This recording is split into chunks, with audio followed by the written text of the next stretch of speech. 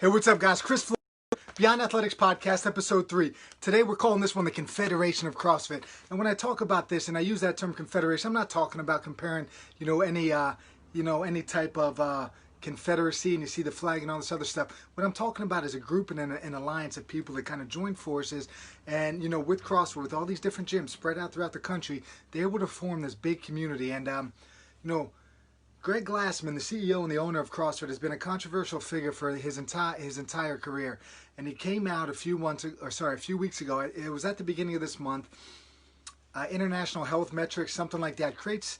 They say racism is going to be a public health issue. Maybe comparing it to the coronavirus. He responds saying Floyd 19, as in COVID-19, referring to George Floyd. It was in poor taste. So on one side of this thing, when it first happens, I see the outcry, and my first thought is like, wait a second, I got to dive into this. Is this another case of cancel culture? What did he mean? Was it with ill intent? Was it a mistake? All this other stuff. Because when you look at some of these things that are out in the news, you see maybe what Fox News did with the reporting on Chaz. They kind of deceived the public, and they released some information that was wrong. And then they said, whoops, sorry guys, I won't do that again.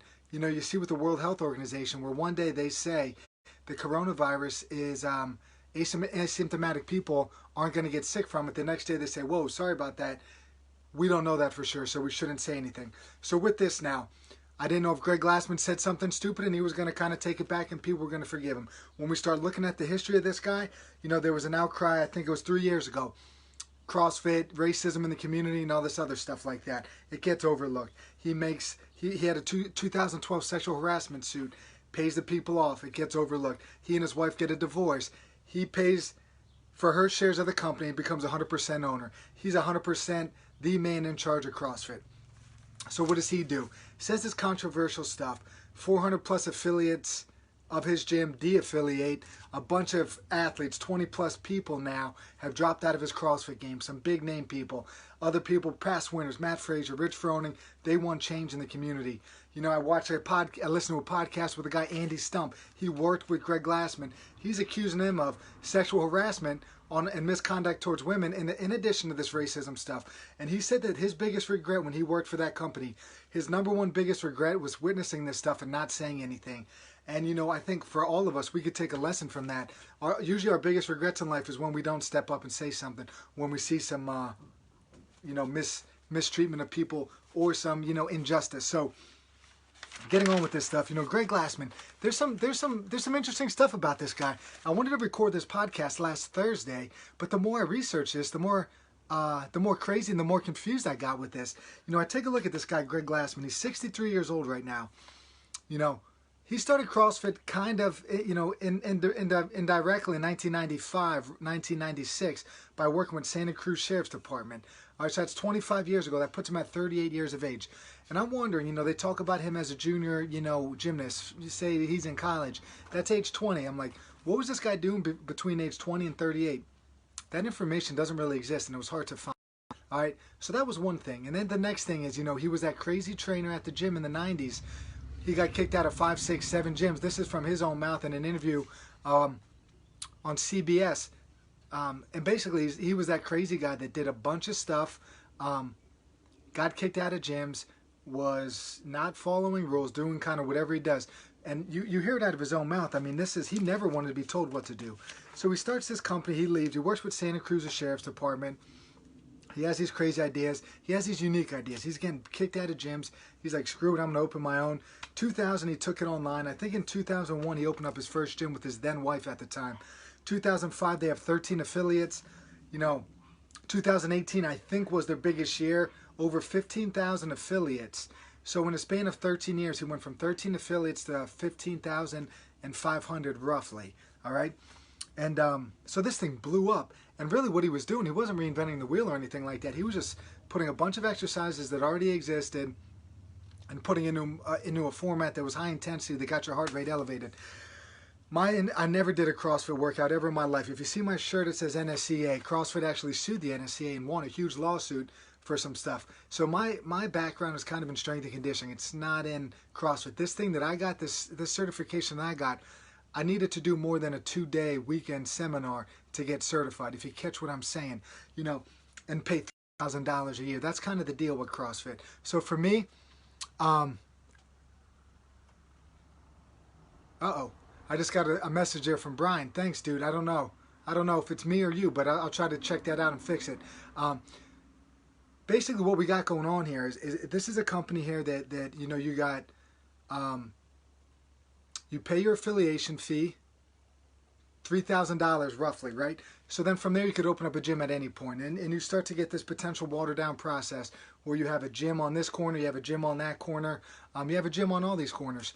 And really, it's like CrossFit was having a hard time building an identity, because at this point there were so many affiliates and everybody was kind of doing their own thing. Because Greg Glassman kind of let the people run with whatever they wanted to run with, and he didn't oversee and really overstep his boundaries. He thought the cream would rise to the top. That's kind of his mentality. So they start this stuff. And now me personally, I've never been to a CrossFit workout. I've never been to a gym. So for me to give my opinion on this stuff is probably not good. But I will say this. My reason for not going to a CrossFit workout is because this methodology just didn't make sense to me. I didn't want to do stuff while fatigued. I didn't want to make myself throw up, meet Pukey the Clown, talk about Uncle Rabdo, and all these other, you know, unnecessary things that come with training. In my mind, you know, if your goal is to build strength, focus on strength. If your goal is to build conditioning, focus on conditioning.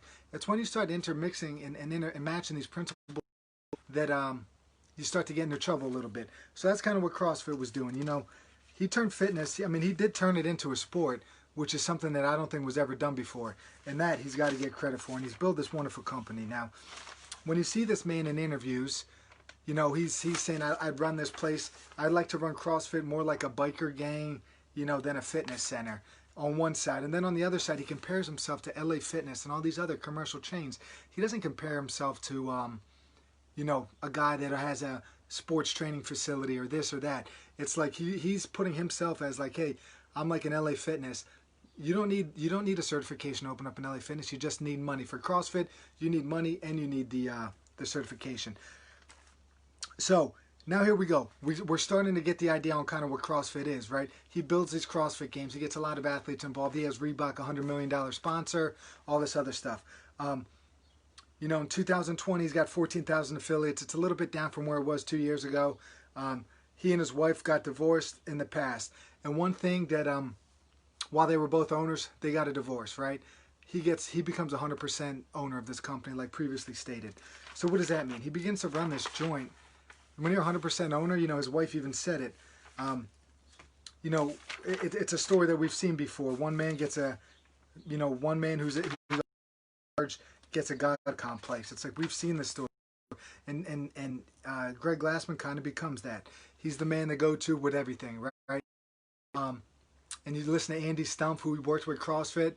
If you speak out, you're out. He said it, Stumpf said it, his ex-wife said it. If you speak out against Greg Glassman, if you speak out against Dave Castro, who's now the CEO and making the decisions, if you speak out against these people, they're going to get rid of you.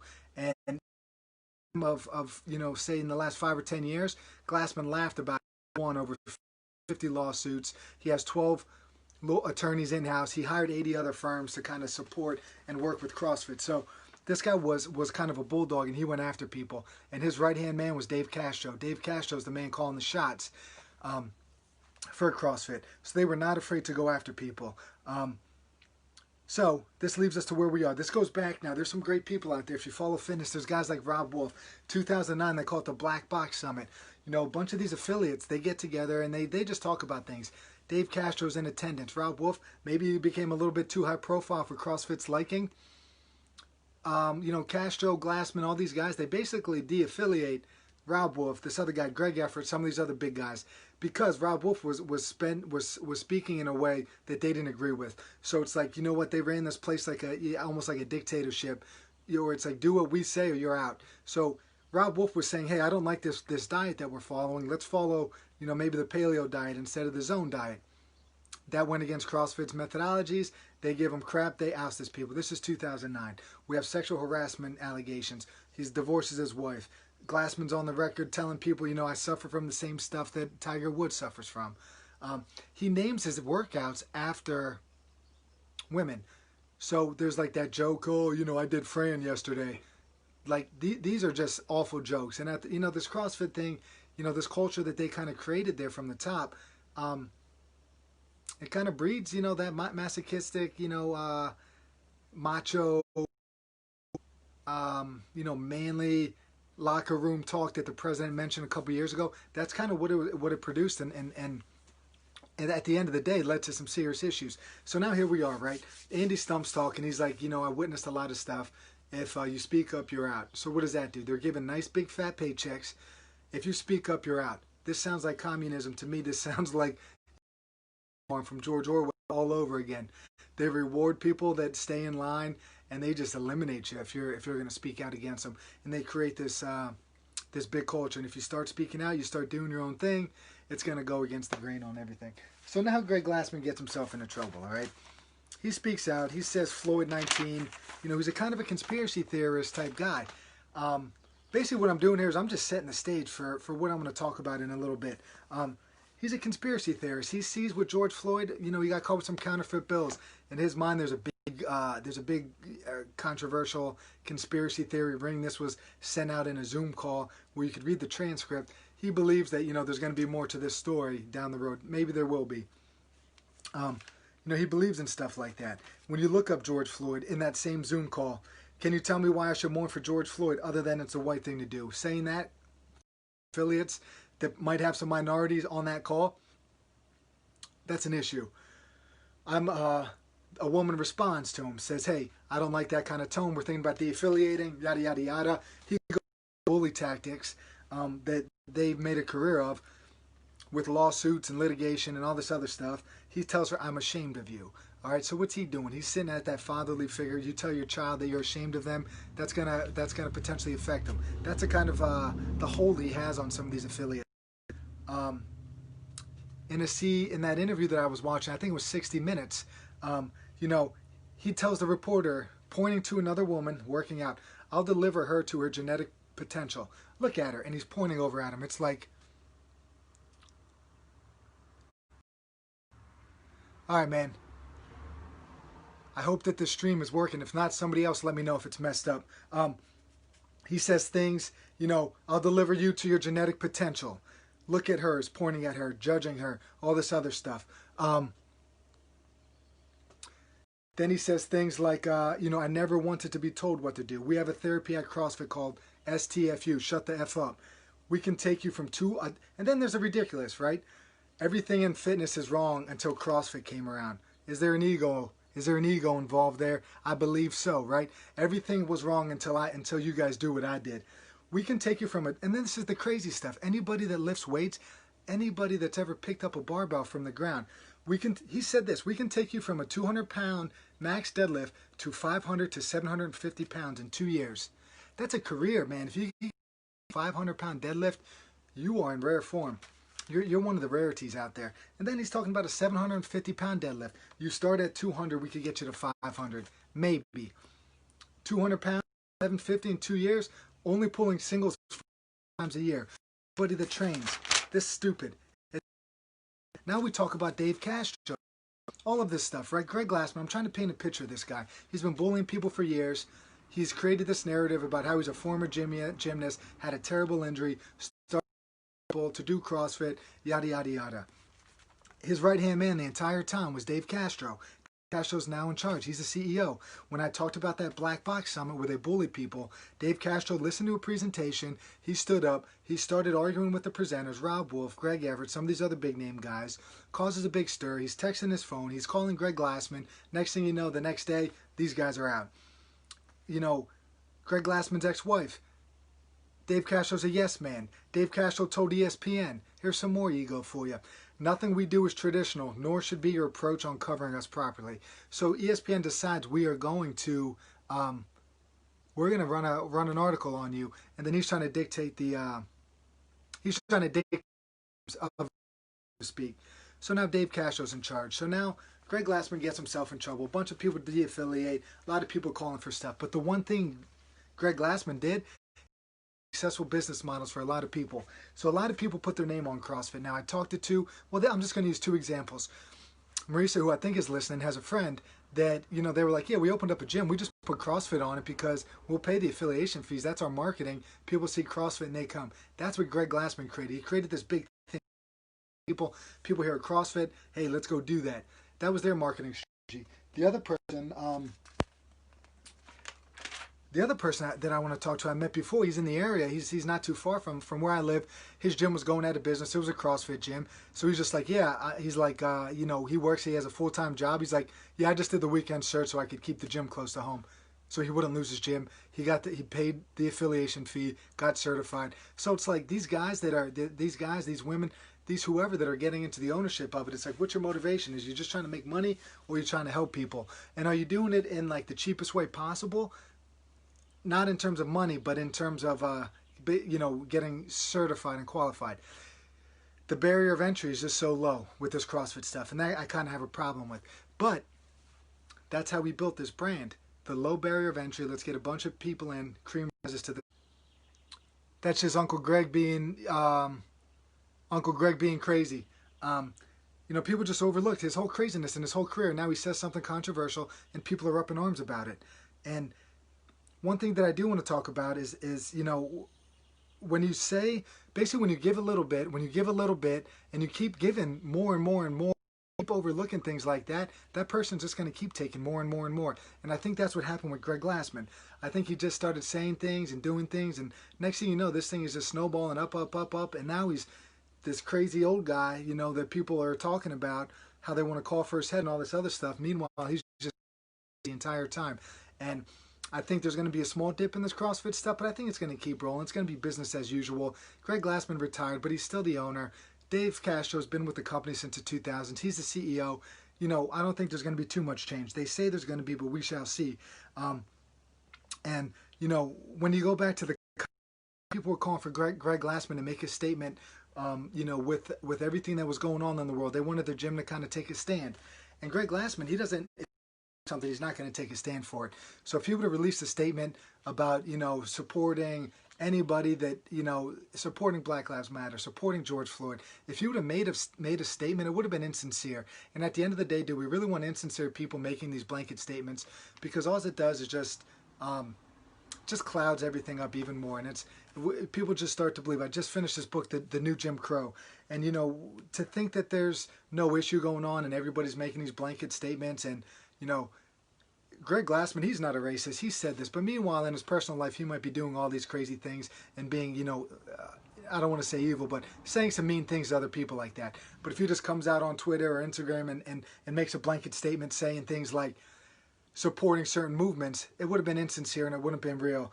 And I think that, you know, for these affiliates that kind of expect their man, their leader, to take a stand in something that he didn't even believe in, I think that's part of the problem. And I think we're at a point now, you know, CrossFit created this big community. They created something special where a lot of people can relate. It's like it became people's social lives. It's like a church for some people. And I remember reading this quote when I was reading it. A man from Harvard Divinity School, you know, he said, you always know if someone goes to Harvard or if they go to CrossFit, ... they'll tell you. Evangelical zeal. You know, that's what they want. They want to recruit you. If you know anybody that goes to CrossFit, they'll gladly tell you that they go to CrossFit, and they'll tell you about their why, and they'll tell you about their time for this, that, and the other thing. That's kind of what Greg Glassman created. And a lot of these affiliates that they need to thank, well, no, they need to be grateful that they've been given an opportunity to do what they want, but now it's time for them to kind of go on their own. If they want to de-affiliate, that's fine. But what they're going up against now is still that machine that is CrossFit. And I don't know if they're going to be able to shut it down unless more and more stuff comes out. Unless Greg Glassman, you know, Andy Stumpf and some of these other people that are making allegations, you know, unless some of this stuff gets true, it's like once the bag's open, then all the other stuff comes out, and we're going to see what happens here with CrossFit.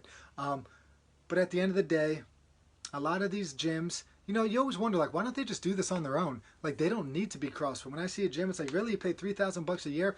You can't just do this on your own? You know, that's what I don't get. But, you know, there is some value in the CrossFit stuff. So, anyhow, what is going to happen here?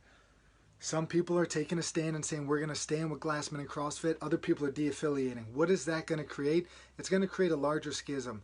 And, you know, all it's going to do is just kind of turn CrossFit into something that they don't want it to be. It might even create almost a little bit more of a racist divide with people, because if they view, the hassle of Greg Glassman and it being cancel culture, and he made a mistake, why he just, he shouldn't have said that. That's going to push it this way. And then you have the people that de-affiliate are going to push it this way. And then this gap is going to widen, and it's going to kind of be one side of the spectrum or the other side of the spectrum. What's that going to do to the CrossFit community? I don't know. They're already losing sponsorships. Their community, that is what kind of pays the bills for them, is already disrupted a little bit like that. I'm intrigued to see where to go. Apparently CrossFit is a company and an organization that is going to keep on pressing on. Dave Castro said there's going to be some widespread changes. What those changes are going to be, I don't know. Are they going to be sincere changes, or are they just going to be kind of those public relation changes? I guess we're all just going to find out. The games itself, a lot of people are dropping out. A lot of people, it's almost comparable to all that other stuff that you see in the news. We have these big, powerful organizations, and it's like, you know what? We've got the money, and we've got the backing, we've got the lawyers say, you want to speak out against us, you want to kind of battle us and fight us, we'll just fight you. We'll take you to the bank. We'll take you to court, take you to the bank, and all that other stuff. And that's kind of the sad part of it. And there's a lot of people in that organization that are coming out now, and they're saying all of these things that happen. Let's see if it leads to something. Let's see if it's business as usual at CrossFit headquarters, if they keep grinding.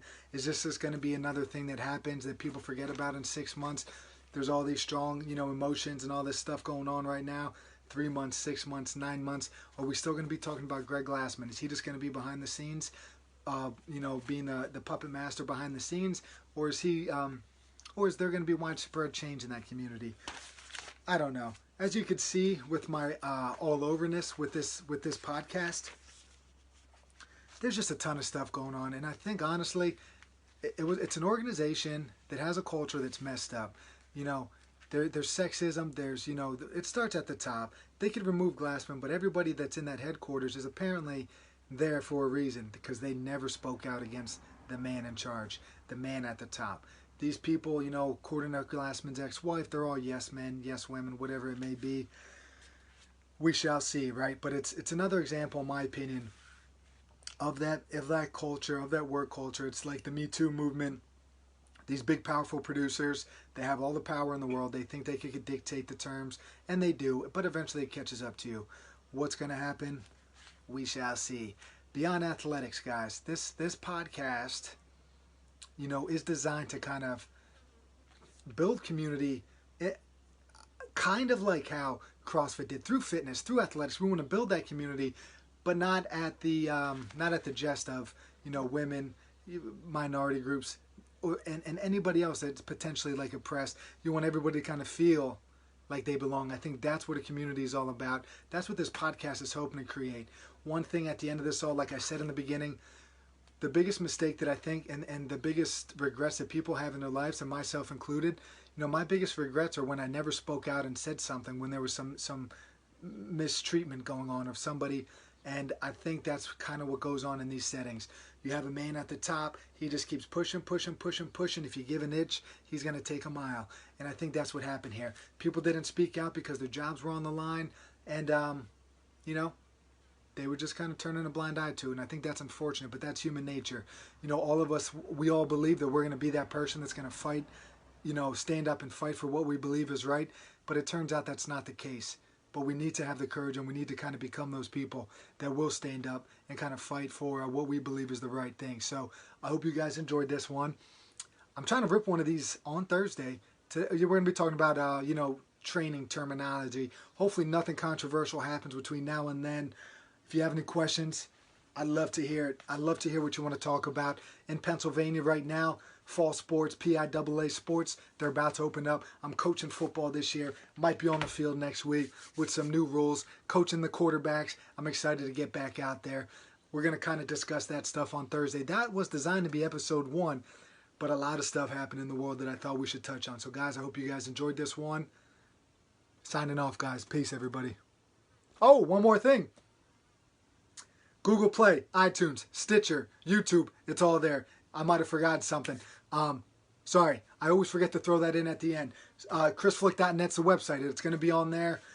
Chris Fluck on Facebook. Brickhouse Strength still. I'm operating right now. A little bit of change of scenery right now. Operating at my house here on my horse farm. But Anyway, that's where you can find me. ChrisFluck.net, iTunes, Google Play, Stitcher, YouTube. That's it. Peace, everybody.